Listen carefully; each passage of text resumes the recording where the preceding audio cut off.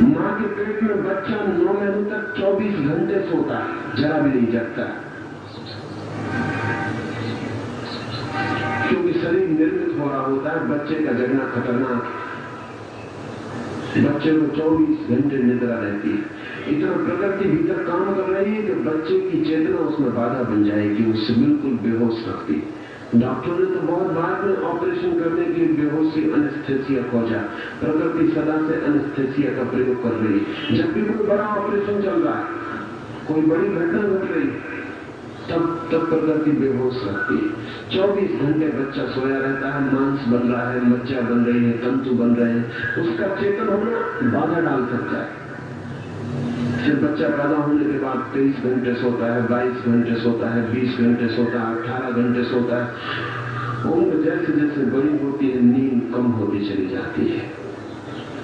इसलिए बूढ़े कभी भूल के बच्चों को अपनी नींद से शिक्षा न दे, अन्यथा उनको नुकसान पहुंचाएंगे, उनके अनुपात को तोड़ेंगे। लेकिन बूढ़ों को शिक्षा देने का शौक होता है। बुढ़ापे का खास शौक शिक्षा देना है, बिना इस बात की समझ के।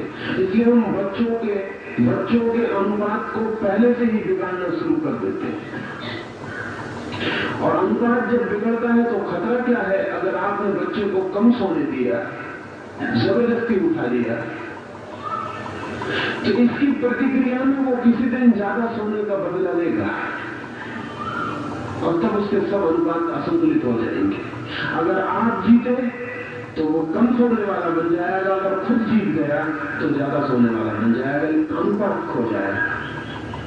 अगर माँ बाप बलशाली हुए, पुराने ढांचे ढोले के हुए, तो उसकी नींद को कम करवा देंगे। और अगर बच्चा नए ढंग का, नई पीढ़ी का हुआ, उपद्रवी हुआ, बगावती हुआ, तो ज्यादा सोना शुरू कर देगा। लेकिन एक बात पक्की है कि दोनों से कोई भी जीते, प्रकृति हार जाएगी और वो जो बीच का अनुपात है वो सदा के लिए अस्त व्यस्त हो जाएगा। बूढ़े आदमी को जब मौत करीब आने लगती है तो 3-4 घंटे से ज्यादा की नींद की कोई जरूरत नहीं रहती। उसका कारण है कि शरीर में अब कोई निर्माण नहीं होता, शरीर अब निर्मित नहीं होता, अब शरीर विसर्जित होने की तैयारी कर रहा है। नींद की कोई जरूरत नहीं। नींद निर्माणकारी तत्व है, उसकी जरूरत तभी तक है जब तक शरीर में कुछ नया बनता है।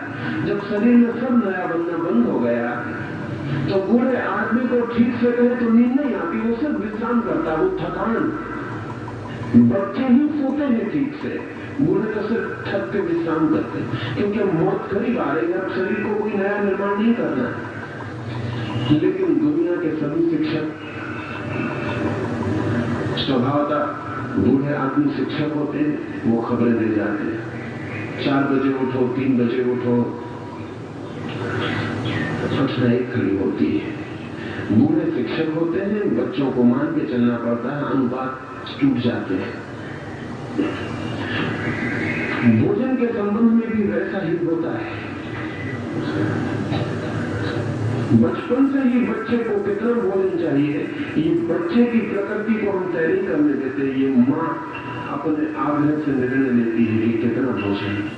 बच्चे अक्सर इनकार करते देखे जाते हैं, घर घर में कि नहीं खाना, और माँ बाप मूलवश ज्यादा खिलाने की कोशिश में संलग्न है। और एक बार प्रकृति ने संतुलन छोड़ दिया तो विपरीत